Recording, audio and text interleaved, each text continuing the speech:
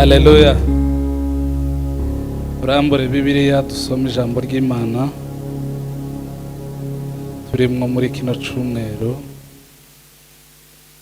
mu rwandiko rwa mbere Paulo yandikiye Timoteyo, igice cya mbere umurongo wa 12. Urwandiko rwa mbere Paulo yandikiye Timoteyo, igice cya mbere umurongo wa 12. Bibiliya iravuze ngo ndashimira Kristo Yesu umwami wacu wambashishije yuko yatekereje ko ndi uwo kwizerwa akangabira umurimo we. Amen. Dusubiremo. Wenda noja kuja kubasobanura simpasobanure uko havuga neza, ariko ndagira ngo abantu babashe kumva cyane. Bibiliya iravuze ngo ndashimira Kristo Yesu umwami wacu wambashishije yuko natekereje ko ndi uwo kwizerwa akangabira umurimo we. Amen. Ibyakozwe n'intumwa igice cya 17.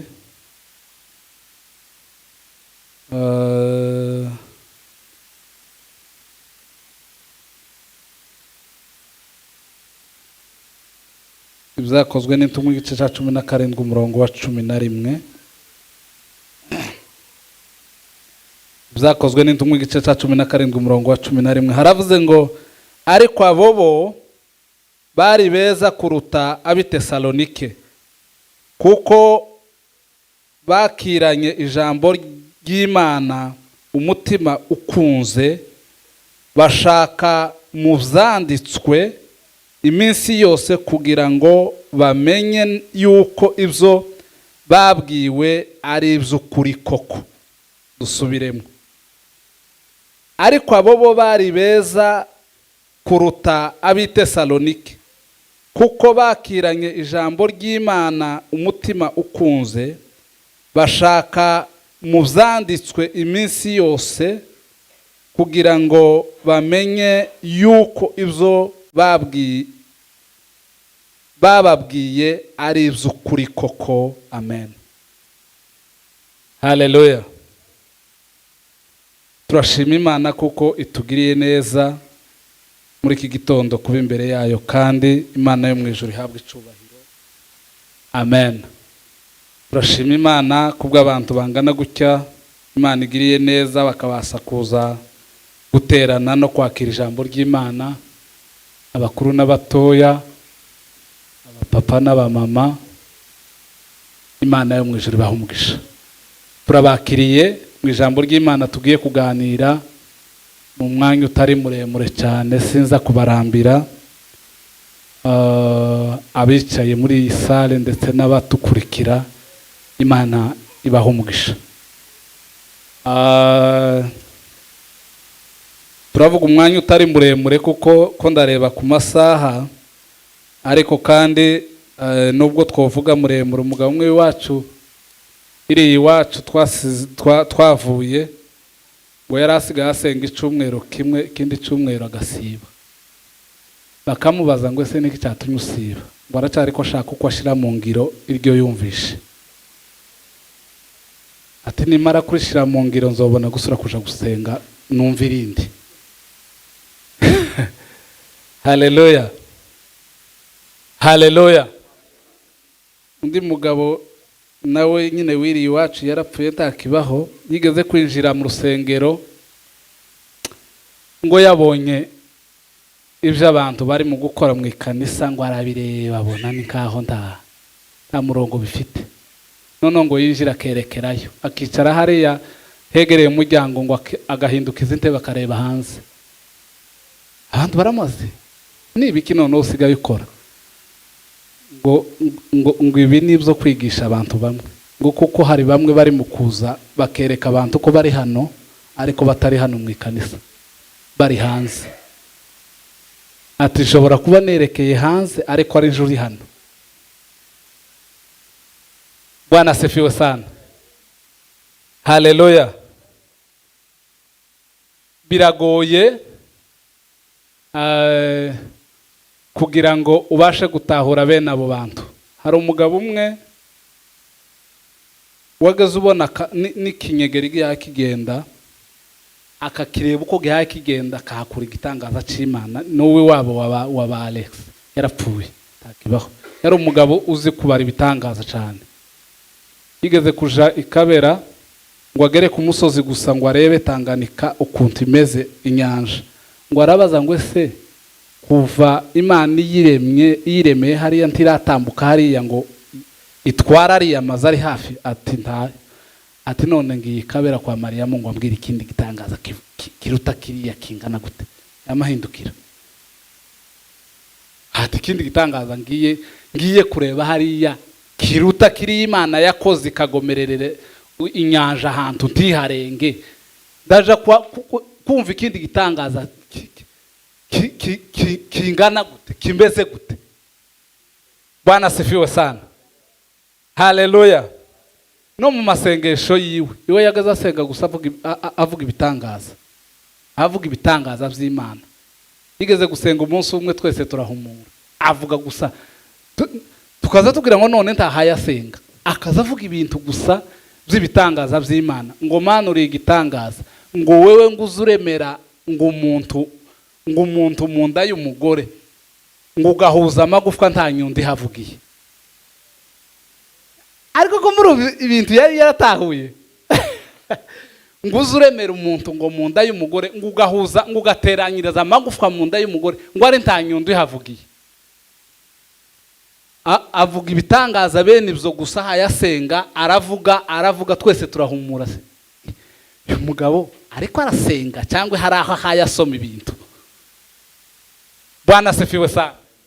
Hari abantu bazi gutahura rero gukomera kw'Imana. Abantu bararushanya gutahura no gutekereza. Umugabo umwe yaravuze ngo abantu bagira ubute bwo gutekereza ku Mana. Nibyo, hari abantu baza batekereza bagatekereza ibintu bigufi, hakaba n'abandi baza batekereza ibintu birebire. Hari abantu bazi kugazura Imana muri bo no kumenya ubugari bwayo. Ngo umwe yaravuze ngo Imana iyo ugize ngo uyishize nko mu mafaranga ngo ukayigirira $1 rumwe, ngo muri wewe ziba $1 rumwe. Ngo iyo ugize amadolari menshi ziba amadolari menshi. Bivana nuko n'icyo utekereje muri wewe gusa, uko utekereje ubugari bw'Imana. Haleluya. Haleluya. Turi mu cyumweru cyo gushima imbabazi z'Imana, gushima kuko Imana yatwizeye. Ariko se nibyo? Bwana asifiwe sana. Hari umwanditsi wigeze kwandika aravuga ngo aba bantu ngo bashimisha gusa ku minwa, ngo ariko imitima yabo ngo imbakure. Haleluya. Haleluya. Ngitangira gukizwa nageza ngaya Abisiraheli cyane, ngasoma igitabo nkabona ibitangaza Imana yageze bakorera bamara bakayihemukira, kabagaya cyane. Ariko aho mariye kumenya ubwenge narabagarukiye, kubera ko naje hari iby'Imana yankoreye ndeba n'aya maso y'ikinyamurenge, apana y'umwuka. Aya ndabibona mbikoraho, ariko ngo mare ndahemuka. Koheza Imana icyubahiro. Haleluya. Kandi habe nawe urikomeje gusa, ariko nawe hari iby'Imana yagukoreye ureba, ariko ngo mare urahemuka. Umuntu wese botambutsa hano ntawo buri gitangaza Imana yamukoreye, ariko atari mu kugenda nkuko bikwiriye. Bwana asifiwe sana. Ariko turashima Imana kuko ari umutunzi w'imbabazi. Turashima Imana yuko twavukiye ku ngoma y'umwami Yesu Nyirimbabazi. Iyo tuvuka ku ngoma ya Satani, none tuba twebwe. Yesu tumukunde cyane, Yesu tumukunde cyane, Yesu tumukunde cyane, kuko yatwitangiye. Dukunde Yesu adukunda turiba, yaturemesheje ijambo ryayo ryonyine, yaduhaye n'ababyeyi badukunda, baturera n'ineza. Yesu tumukunde cyane, Yesu Yesu tumukunde cyane, kuko yatwitangiye. Haleluya. Uru ni urwandiko rwa 10 mu nzandiko Pawulo yanditse 13. Bwana asifiwe sana. Uhereye mu rwandiko rw'Abaroma ukageza mu rwandiko yandikiye Filimoni, ni inzandiko 13 Pawulo yanditse. Uru rero ni urwandiko rugira 10 mu nzandiko Pawulo yanditse. Bwana asifiwe sana. Uhereye mu rwandiko rw'Abaroma ugenda usangamwo, abize Bibiliya barabizi, ugenda usangamwo amajambo ngo makuru agize ico gitabo, bakavugamwo ndetse n'abantu bakuru bagize ico gitabo. Bwana asifiwe sana cyane. Haleluya cyane, haleluya. Natangiye gani mushaka munkurikire cyane kubera ko sinza kurenza umwanya. Abize Bibiliya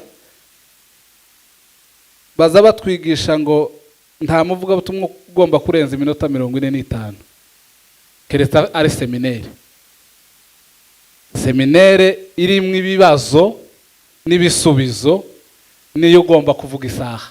Ariko umuvuga butumwa wese agomba kuvuga iminota 45 kumanura, kugira ngo ujane n'abantu urangize batarakurambirwa kandi ijambo babwiye baritahane. Bwana asifiwe sana. Ijambo rikuru riri mu rwandiko rw'Abaroma ni igice cya mbere umurongo wa 16. Ni ijambo rivuga ngo erega ubutumwa bwiza ntibunkoze isoni, ngo ahubwo n'imbaraga y'Imana ihesha uwizera wese gukizwa, uhereye ngo ku Muyuda ukageza ku Mugiriki. Bwana asifiwe sana cyane. Haleluya, haleluya. Ijambo rikuru riri mu rwandiko rw'Abakorinto ba mbere ni igice cya mbere nyine umurongo wa 18 n'uwa 19. Ijambo rivuga ngo ijambo ry'umusaraba ngo kubarimbuka ni ubupfu,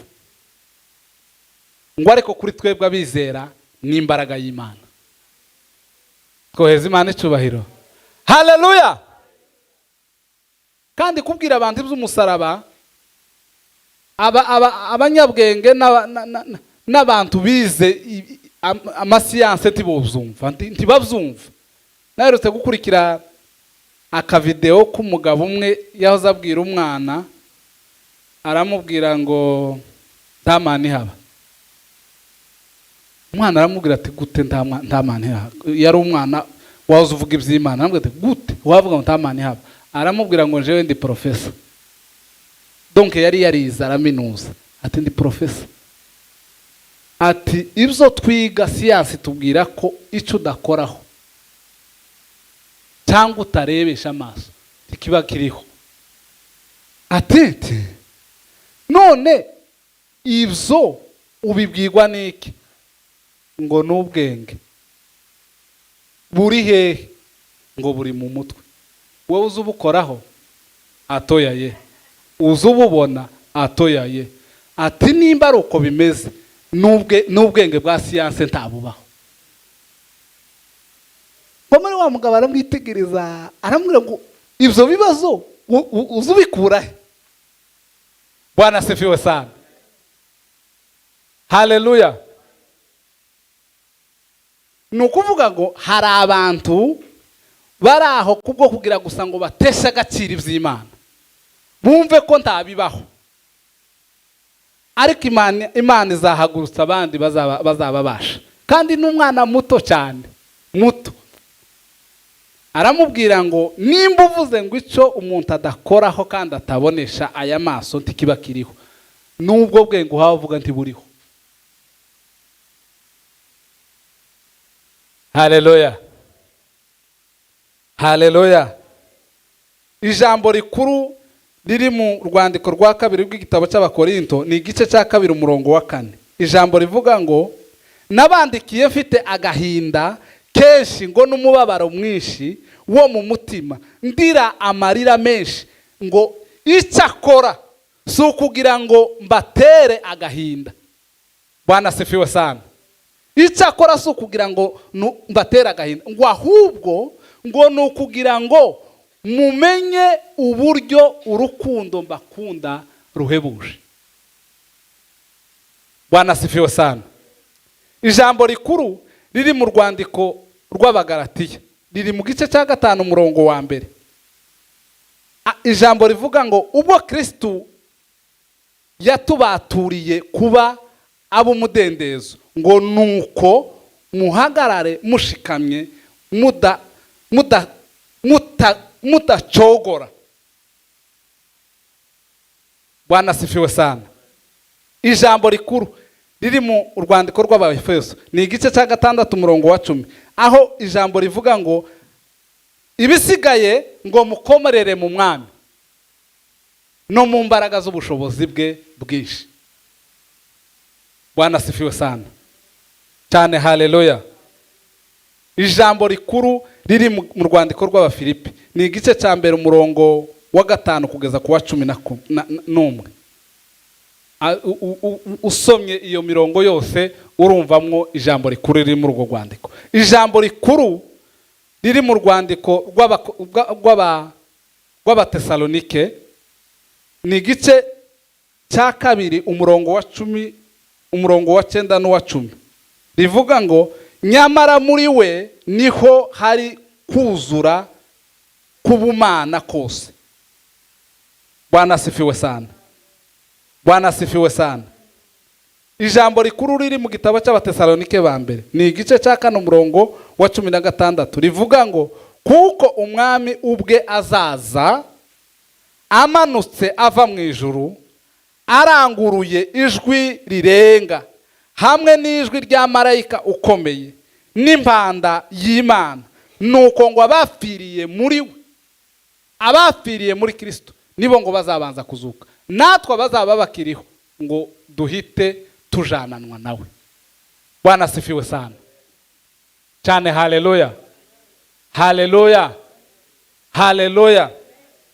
Aya magambo, izi nzandiko zimwe Paulo yazanditse aboshwe ari mu nzu y'imbohe, ari i Roma mu nzu y'imbohe. Bibiliya zivuga ngo Paulo amaze gutungurwa n'umuco w'Imana atangira kuvugira Imana, kandi umuco w'Imana wamutunguye ngo agiye i Damasiko akurikiye abagaragu b'Imana kuja kubagirira nabi. Bwana asifiwe sana.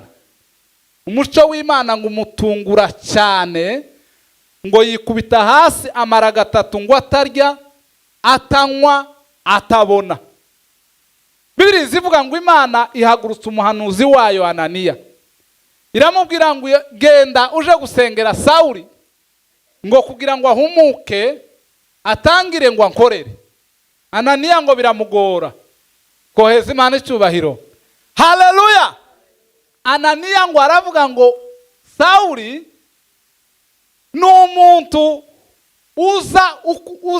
uzugirira nabi abagaragu b'Imana, bakozi b'Imana, habe n'ubundi yagiye i Damasiko aricyo kimujanye.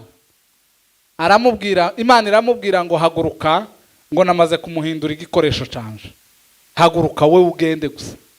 Ananiya araza ngo ashike amurambikaho ibiganza, ngo arahumuka, aratangira ararya, aragenda atangira gukorera Imana. Akorera Imana ngo avuye inyuma ndetse Bibiliya zivuga ngo akora kurusha ngo intumwa zagendanye na Yesu. Hari aho yanditse aravuga ngo jewe ngo umeze ngo nk'umwana w'icyenda. Bwana asifiwe sana. Igituma yaravuze iryo jambo ngo ni umunsi Petero aje kubwiriza mu banyamahanga ngo ashike barakizwa, ngo bamare gukizwa arababatiza, ngo amare kubabatiza ngo bategura ifunguro barasangira, kandi ngo cyaraziraga gusangira n'abanyamahanga. Noneho ngo agaruke abanditsi n'abanyamategeko n'abafarisayo ngo baramutega, baramubwira ati wasangiye n'abanyamahanga, saba imbabazi. Ngo Petero asaba imbabazi, ngo amare gusaba imbabazi abanyamategeko n'abanditsi, ngo amaze kubasaba imbabazi asanga ba Pawulo aho bari bataramye, aho bari mu gitaramo, ngo asanga bari mu mwuka mwinshi. Pawulo ngo arahishurirwa, aramwerekwa ko amaze gusaba imbabazi z'ibyo yakoze. Ngo aramubaza ngo ese uricuje kubyo wakoze? Imana iragutumye ku banyamahanga, urababwirije barakijijwe, Imana ikoze igitangaza, urababatije, bateguye ifunguro, murasangiye, none uragarutse abisi baragukanze ngo saba imbabazi, usabye imbabazi, uricujije kuco wakoze? Petero ngo ashaka kumukanga, kandi amukangisha ijambo risa n'irigoye, ngo aramubwira ati ariko wewe ugiye kunyurira gute, wewe utaragendanye na Yesu, wowe ukijijwe ejo? Nta bantu bazabibabwira mwebwe. Haleluya. Twigeze gushira umugabo umwe ubutumwa Imana yari itubwiye turi batatu ngo dushike, yamatubwira, kandi yari umurevera, yamatubwira ngo se, aratubaza ngo se mufite imyaka ingahe? Turavuze twese. Wari mukuru yari afite imyaka mikeya cyane, yari yaravutse muri 73. Yamambwira ngo muri 73 ngo nari imaze gusengerwa ku budiyakoni. No, twumva ntitwishoboye kumuhangara, ariko Nyagasani kaba yaradufashije. Mbere yuko tugenda duha ibimenyetso tuza kumubwira by'ibyo Imana yadutumye. Jewe ngo mubwire, yamambwira ngo icyo gihe ngo naho zantegurwa kuba umupasiteri, ngo icyo gihe uvutse. None wakijijwe giheke kugira ngo wumve ko umwuka kujemo? Ndamubwira, arambwira ngo icyo gihe nari imaze imyaka 12 ndi umurevera.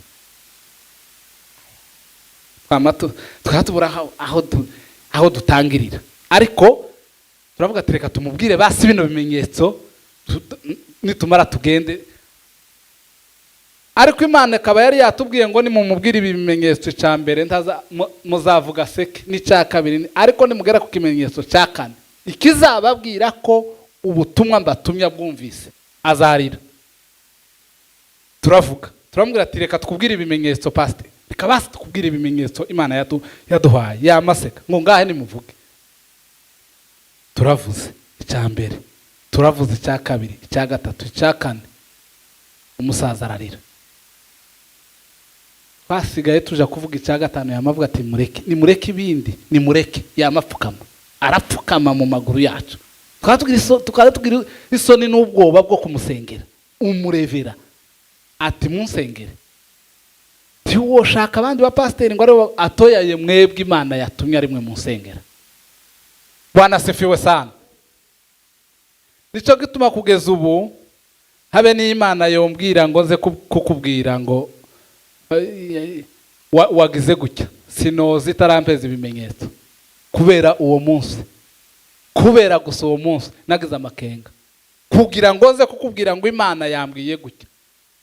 Shobora kuza ari uko mbwiye Imana ngo mpeze ibimenyetso kandi bitari munsi ya 3, umpeze ibimenyetso nja kubwira umuntu, kuko hari umuntu ubwira akakwihorera, ariko hari ubwira akakubwira ngo ibimenyetso, kandi uzuhava usa n'usebye. Bwana asifiwe sana. Kandi guseba waje wiyita umukozi w'Imana biteye ubwoba. Bwana asifiwe sana cyane. Haleluya. noneho petero amukangisha icara aramubwira ati wewe ukijijwe ejo bundi wahoze uduhiga uja kutwica ugirirwa ubuntu urakizwa none utangiye kunkanga. Bwana asifiwe sana cyane. Haleluya.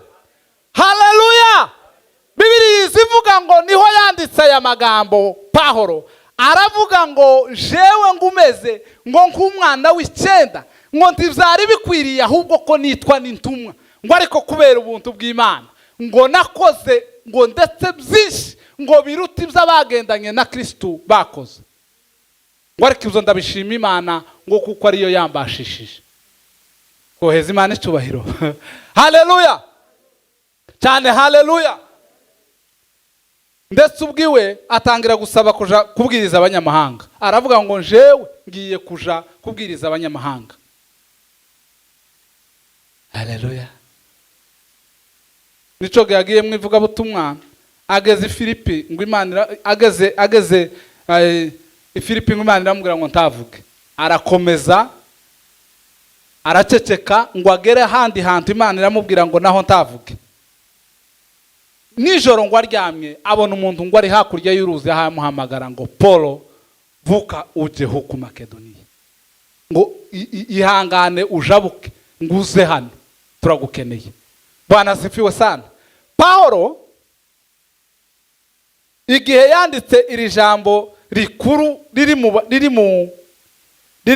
mu Baroma rivuga ngo erega ngo ubutumwa bwiza ntibunkoze isoni ngo kuko ngo ari imbaraga y'Imana ihesha uwizera wese gukizwa ngo uhereye ku Mugiriki ukageza uhereye ku Muyuda ukageza ku Mugiriki.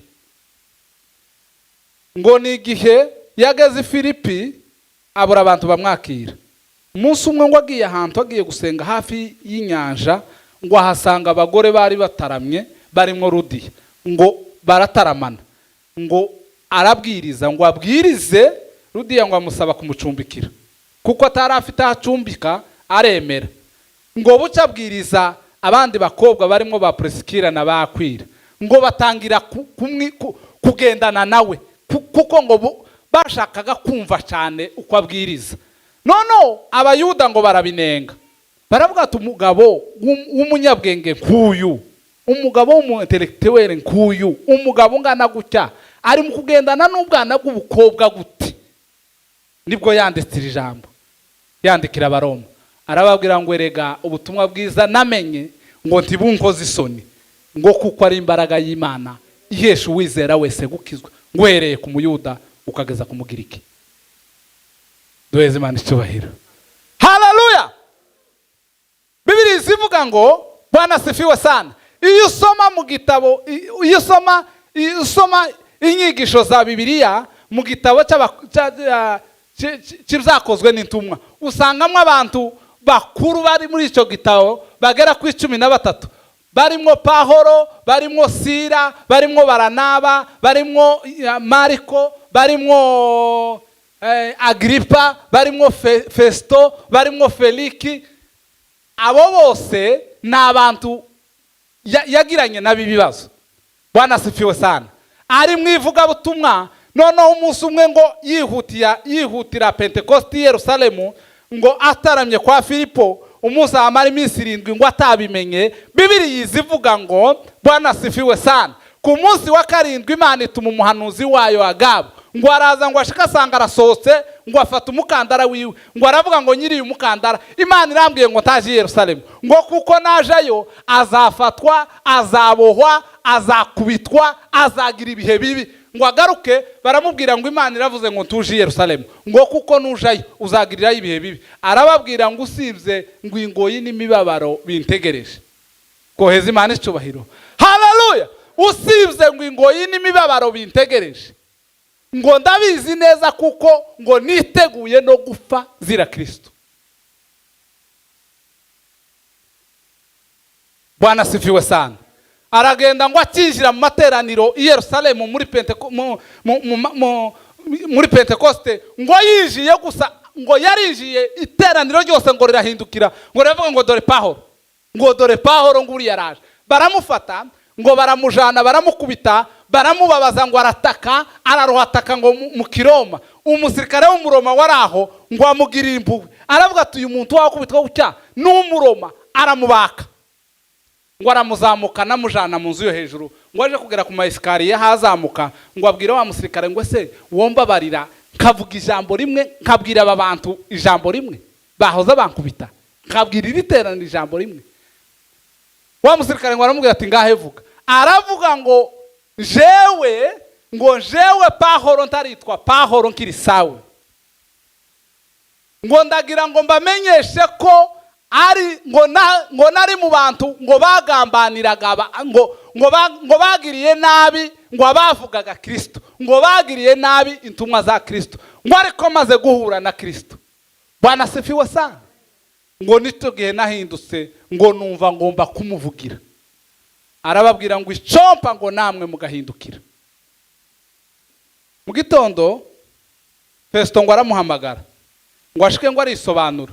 Mbere yo kwisobanura ngo arababaza ngo ese nisobanure mu yihe mvugo, ni yihe mvugo mushaka mwumva cyane, mwumva neza, kugira ngo ariyo nisobanura. Ngo yarazi imvugo zine kandi ngo yarazizi kuwazivukiyemo. Ngo yarazi Kiroma, akamenya yarazi Giheburayo, ngo akamenya Kiaramiya n'Ikiroma n'Ikigiriki, zose ngo yarazi kuzivuga neza. Ngo amara arababaza ngo ese murashaka ko mvuga mu yihe mvugo mwumva neza? Baramubwira ngo vuga mu mvugo ushaka. Ngo arisobanura mu mvugo zose ko ari zine. Ngo aravuga ngo ngiye kwisobanura mu mvugo zose ko ari zine, wumva imwe muri izo. Arisobanura ngo arisobanura. Festo ngo aravuga ngo ubwenge bwinshi bwa Pawulo ngo butumye asara, ngo bumuteye gusara. Aravuga ngo nibamusubize mu nzu y'imbohe. Mu gitondo Agiripa ngo arahazinduka ngo ashike, ngo Festo aramubwira ngo Pawulo afungiye hano, ariko ibintu yaraye yavuze biteye ubwoba. No umuhamagara nawe ukamwumva, ati muhamagare. Bwana sifiwe sana. Ngo baramuhamagara ngo arijira ahambiriye. Bwana sifiwe sana. Ahambiriye amaboko ngo arijira asanga sale polyvalente iruzuye abantu baje gutegera ivyo avuga, ivyo yisobanura. Ngo arisobanura Pawulo, ngo arisobanura ahambiriye. Agiripa ngo aravuga ngo ubuzeho gato, ngo ubuzeho akantu gatoya ngo ukanyemeza nanje kuba umukristo. Pawulo ngo aramubwira ngo kaba gato cyangwa kanini, ngo sinshaka ko ari wewe wenyine, ngo ahubwo naba bose bicaye muri iyi sale, ngo ndashaka ko bumva iki mvuze, ngo cyangwa ngo ndashaka ko bamera nk'uko umeze, ngo usibye zino ngo n'imibabaro bimpambiriye, ngo ariko ibindi byose ngo ndifuza ko bamera nk'uko meze. Duheze Imana icyubahiro. Haleluya. Baramujana bamaze kumugeza mu nzu y'imbohe. Bibiliya zivuga ngo niho yandikiye zino zandiko zirimo urwandiko twasomye rwa Timoteyo wa mbere. Yarwanditse ari mu nzu y'imbohe, ahaye abandikira asa n'uhaye ubasezera. Duheze Imana icyubahiro. Bwana sifiwe sana. Yabanje kubandikira arababwira ngo usomye urwandiko rwa kabiri rwa Timoteyo, yanditse atumira Mariko, kubera ko bari barakoroganye mu rugenzi rwa mbere rw'ivuga butumwa. Mariko abata mu rugenzi. Bibiliya zivuga ngo bagiye gusubira mu rugenzi rwa kabiri baratandukana na Baranaba ngo agashaka ngo bajane na Mariko, nawe aranga ngo yaye turajana ngo bajane na Sira na Mariko, nawe aranga ati tugerageze Sira nawe, ngo bamare baratandukana. Bamare gutandukana ngo buke Mariko ngo ajana na nyirarume Baranaba. Iyo bakageraga Baranaba ngo arapfa, ariko ngo amare gupfa Mariko ngo arikosora, ngo aravuga ngo birashoboka ko nakoze ikintu gikomeye, ngo birashoboka ko ikintu nakoze gihambaye, ngo ubushuti bwari hagati ya marume Baranaba na Pawulo tibwari ubushuti bwo gupfa gutandukana, ngo ariko birashoboka ko mfite ikibazo gikomeye, ngomba gushaka ikintu nkora kugira ngo nkosore ibyo nakoze, kugira ngo ndebe ko byibura Pawulo yongarura icyizere ukiriho. Bibiliya zivuga ngo atangira gukora neza, ngo atangira guhindura imikorere.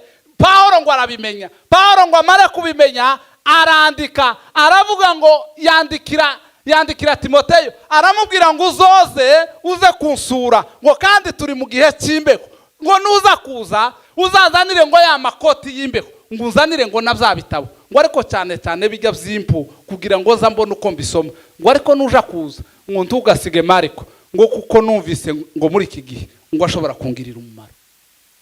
Duheze Imana icyubahiro. Haleluya. Ngubwo uzaza bwose uramenya Mariko ntukamusige, ngo kuko ngo ndatekereza ko muri kino gihe ngo numvise amakuru yiwe, ngo amakuru yiwe numvise, ngo ndatekereza ko ashobora kungirira umumaro. Ubwo uzaza ntukamusige, uzamuzane. Bibiliya izivuga ngo niho yanditse aya magambo tumaze gusoma. Bwana sifiwe sana. Aravuga ngo ndashimira Imana, Bwana sifiwe, ko yantekereje ko ndi uwo kwizerwa. Ndayishimira kuko yantekereje ko ndi uwo kwizerwa, ngo ikangabiza umurimo wayo. Hari abantu aza yumva ko ageze mu murimo akumva yarashitse, kandi akumva ibintu byose biri mu murongo kandi biri mu buryo, ariko siko. Nicyo gituma nasomye kiriya cyanditswe kivuga ngo ababo bari beza kuruta ab'i Tesalonike. Bwana sifiwe sana. Niba twarakijijwe tukemera tukaza mu nzu y'Imana, nimureke tube beza. Bibiliya yavuze ngo ababo bari beza kuruta ab'i Tesalonike, ngo kuko bashakaga kumenya. Bwana sifiwe. Ngo bashakaga mu byanditswe ngo kugira ngo bamenye ngo ibyo bababwiye ko ari iby'ukuri koko. Ariko twe turi mu gushaka ibyo kurwanya ubutumwa bwiza bw'Imana. Dufite inyigisho z'ubuntu, rimwe na rimwe ndi mu kuzikurikira nkumva twenge ziteye ubwoba. Bwana tuhurumiye sana cyane. Haleluya, haleluya, haleluya, haleluya, haleluya. Bibiliya yavuze ngo ababo bari beza kuruta ab'i Tesalonike, ngo kuko bashakashatse mu byanditswe ngo kugira ngo bamenye kuko ibyo bababwiye ngo ari iby'ukuri koko. Bwana sifiwe. Paulo yavuze ngo ndashimira Imana ngo kuko yatekereje ko ndi uwo kwizerwa ikangabiza umurimo wayo. Nimureke dushime Imana, ariko tunayisaba imbabazi. Dushime Imana ko yatugabije umurimo wayo, ariko tunayisaba imbabazi. Kuko Paulo yandikiye ab'i Tesalonike, nimba ntibagiwe, ba mbere arababwira ngo nimuzoza musenga mukabona ibintu ntibihaye bigenda neza, ntibihaye bicamwo ibyo musengeye, ngo muze mushima. Uko mumenye kumva uko mvuze, nimuzoza musengera ibibazo mukabona ntibihaye bikemuka, ngo muze mushima ko bikemutse kandi bitakemutse. Kuko ngo iyo mushimye Imana ibona ko hari akantu ko kwizera mushizemo ikabikora. Twoheze Imana icyubahiro. Haleluya. Ubwo muzoza musenga mukabona ntibihaye bikunda, mugasenga ngo muze mushima. Nimumara gushima ngo mwigendere, Imana izazibona ko hari icyizere muyigiriye bituma ikora.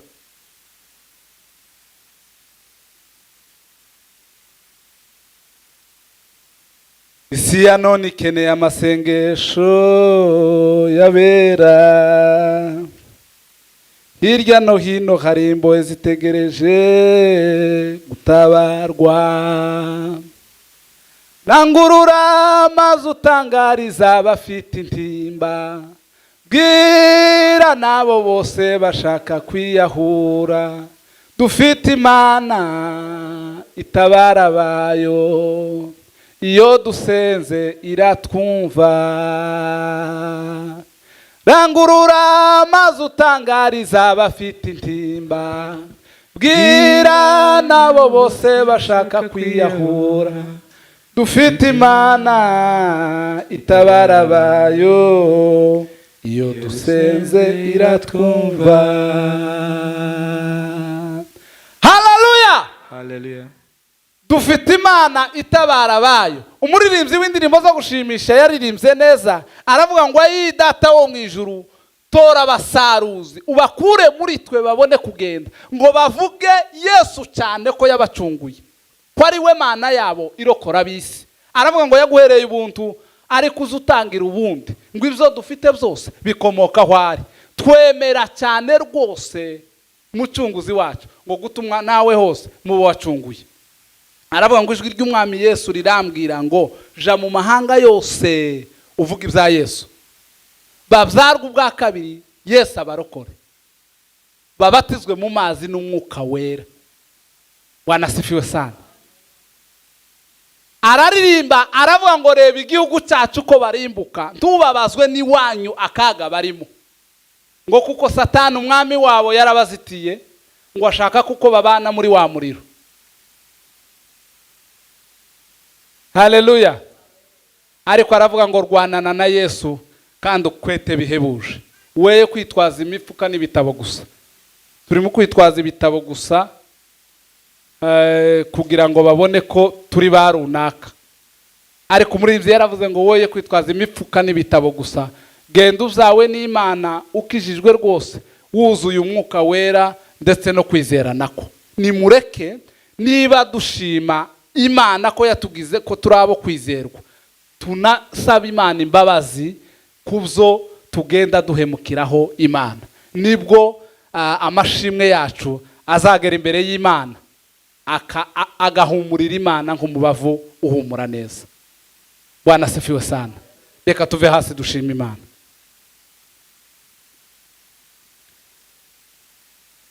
Uhoraho mwami Imana yacu, turagushimiye, turaguhimbaje kubw'uyu mugoroba tubaye imbere yawe. Twize ijambo ryawe rivuga ngo turashima ko wabonye ko turi abo kwizerwa, utugabiza umurimo wawe. Ariko ijambo ryatubwiye ngo abo bari beza kuruta ab'i Tesalonike, kuko ngo bashakashatse mu byanditswe kugira ngo bamenye ibyo babwiwe ko ari iby'ukuri koko. Turasaba ngo mwami ubashe kutubabarira ku byo tugenda duteshukaho kenshi, ariko kandi turashima Imana ko watugize abizerwa, utugabiza umurimo wawe. Turasaba imbaraga zawe kutubashisha muri uyu murimo, turasaba imbaraga zawe kutuyobora muri uru rugendo, turasaba umwuka wawe wera kubana natwe, turasaba mwami Imana yacu ubwiza bwawe kugendana natwe, naba ari twe ahubwo izina ryawe rikomeze rihabwe icubahiro. Amashimwe yuzura imitima yacu kubwo kwizerwa watugiriye. Reka ibyiringiro byacu bihore kuri wewe, kandi umuco wawe umurikire buri umwe wese wabaye ahangaha. Reka mwami Imana yacu utumurikishirize mu maso hawe, utwambike ubwiza n'icubahiro nk'ikamba, kuko niko ijambo ryawe rivuga. Twagurira imbago ya Besi ngo amaze kumenya ibisobanuro by'izina ryiwe, ijambo ryawe riravuga ngo arapfukama arasenga, ngo aravuga ngo Mana icyamba ngo ukanyagurira imbago, ukuboko kwawe ngo kukagendana nanje, ukandinda ibyago ngo ntibingereho, kandi ngo ukampa umugisha rwose. Reka iri sengesho ribe mu mutima ya buri wese, kugira ngo mwami Imana yacu ubashe kudukuraho igicu kibi cy'umwanzi Satani, utubabarire rwose, kugira ngo twijire mu mashimwe yawe dufite umunezero n'ibyishimo. Asandi kuko mwami ubasha kutugirira neza. Tugiye gutandukana dusubira mu macumbi yacu, buri umwe wese ugendane nawe, ntaba ari twe, izina ryawe rikomeze rihabwe icubahiro. Tugende dutekereza kuri aya magambo, ubundi kandi ubwo tuzosubira guterana ku cyumweru nka none tuzobe tukiri mu buntu bwawe. Jana na buri wese aho agiye kuja, utuyobore kugeza tugeze mu ngo amahoro, dusange nabo twasize ari amahoro, icubahiro gikomeze kibi cyawe, kuko waravuze ngo tuzogisangira n'undi. Iki cyumweru cyose mwami tukigushize mu maboko kugira ngo ubane n'abantu bose mu mirimo yabo ya minsi yose no mu bikorwa byose by'Imana. Turasaba ngo uzabashisha abantu muri iki cyumweru kugeza ubwo tuzosubira guterana. Izina ryawe rikomeze rihabwe icubahiro, ni mu izina rya Kristo Yesu tubisenze, amen.